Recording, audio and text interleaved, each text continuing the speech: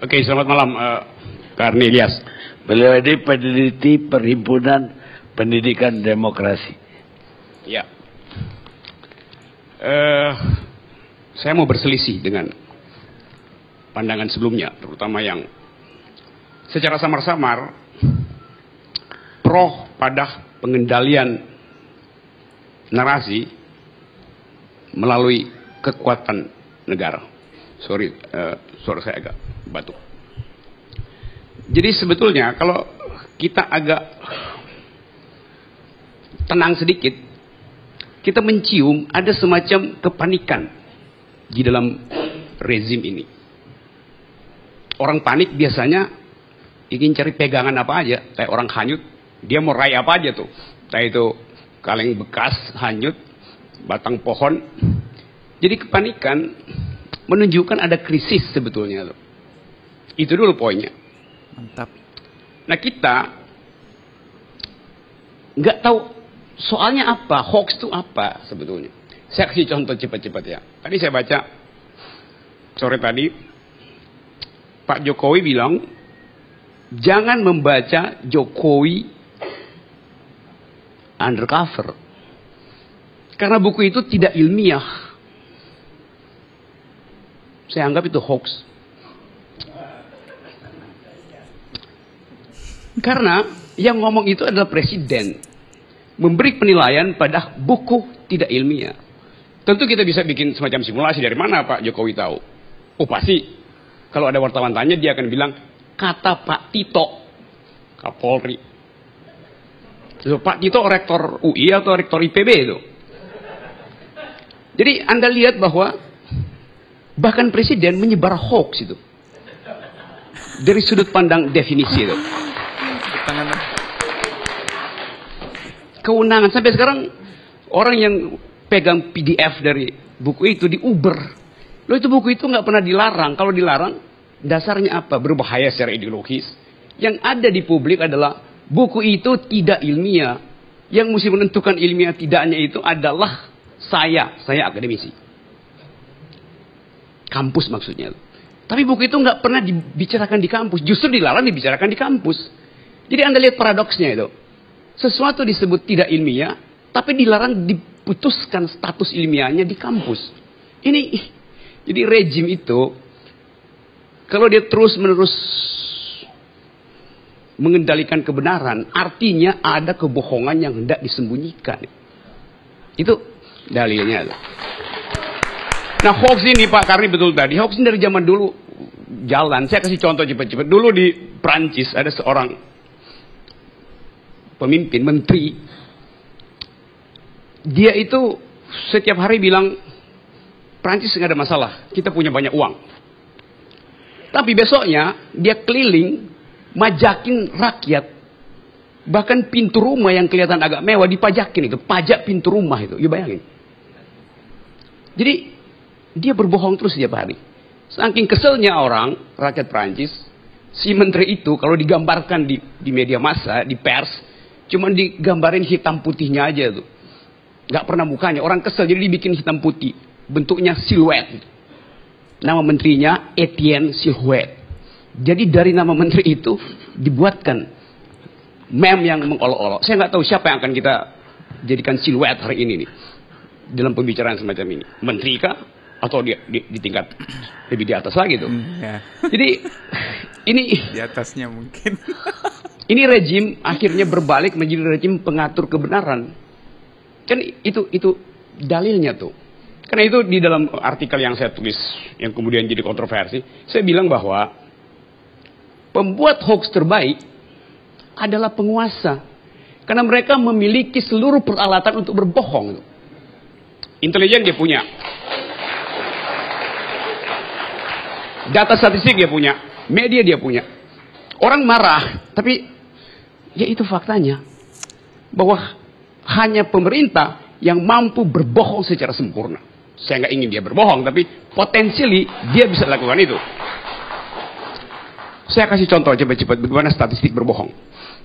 Kemarin di dalam debat Pilgub DKI, Pak Ahok bilang begini, saya baca tadi di media. Jakarta, Human Development Index-nya tertinggi se-Indonesia. 2 tahun berturut-turut.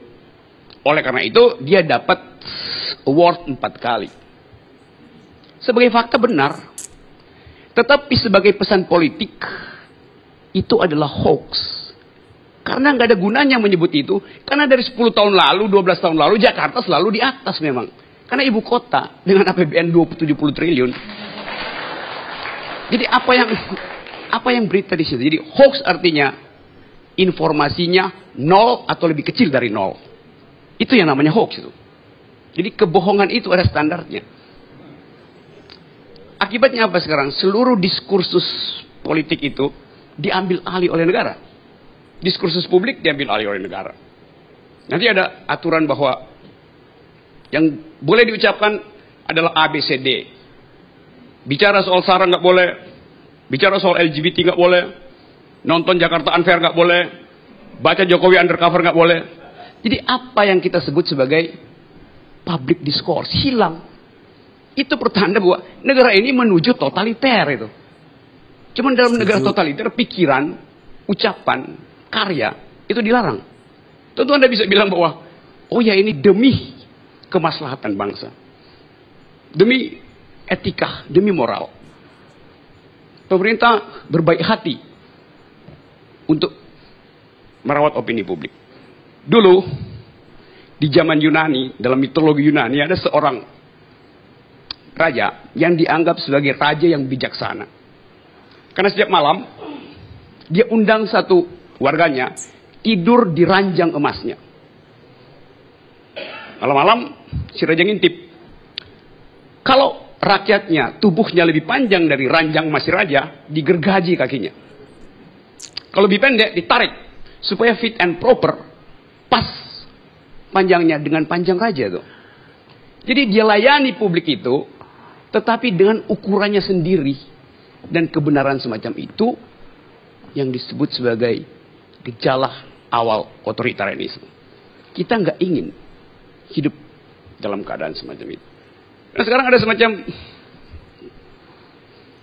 gairah untuk memberantas hoax. Tapi pada yang sama kita mengumpankan seluruh kemewahan kita dengan demokrasi pada pengendalian negara. Itu yang saya tentang tuh. Terima kasih.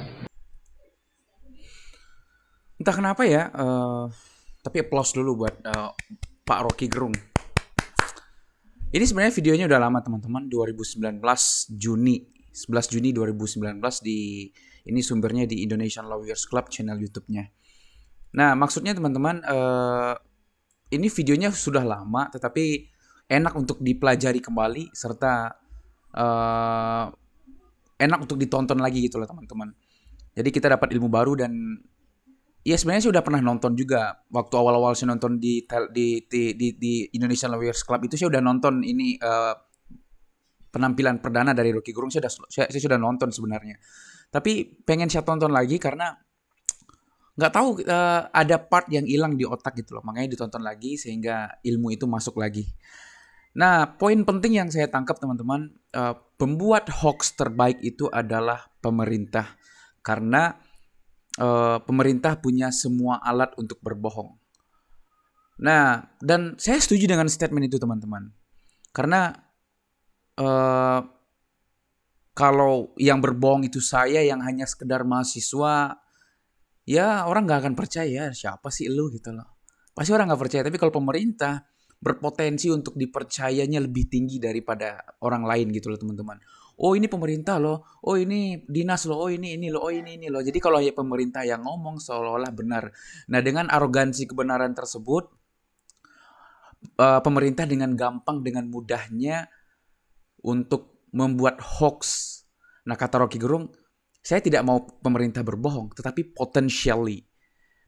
Pemerintah itu berpotensi untuk membuat hoax yang dengan mudah diakui oleh masyarakat di Indonesia. Dan saya setuju dengan statement itu. Karena saya akhir-akhir ini banyak banget skeptis dengan kebijakan pemerintah. Banyak banget. Akhirnya apa? Akhirnya saya mikir, langkah pertama saat kita menerima informasi dari pemerintah itu adalah jangan dipercayai dulu. Itu langkah pertamanya. Jangan dipercayai terlebih dahulu. Itu yang pertama.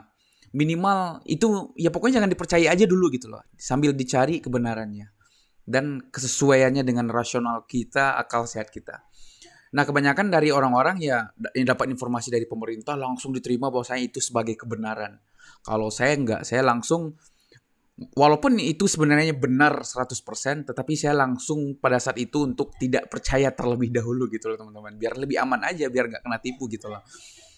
Tapi kalau kena tipu pun setidaknya sudah prediksi dari awal, makanya ya saya udah prediksi dari awal, makanya saya iyain aja. Jadi nggak terlalu sakit hati gitu loh. It's hard.